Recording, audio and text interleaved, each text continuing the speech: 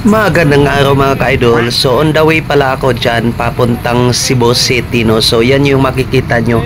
Kapag taga Cebu City kayo, alam nyo kung saang lugar ito mga ka-idol. So napaka madumi tingnan mga ka-idol kasi sumakay ako ng train yan. Kasi dami mga wire sa mga kuryente. So tapos renovating pa yung bridge, dami mga tubo-tubo. So ayan yung makikita nyo mga ka-idol. Kapag taga Cebu kayo, alam nyo kung saang lugar yan mga ka-idol, no. So iniikot ko yung papuntang West, Kauban sa West, sa South.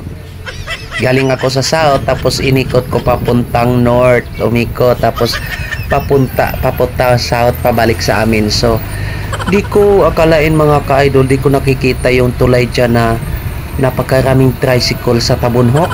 Tabunhok ba yun? Basta, di ko nakikita, nagbago. Kasi ngayon lang ako nakasakay ulit ng train.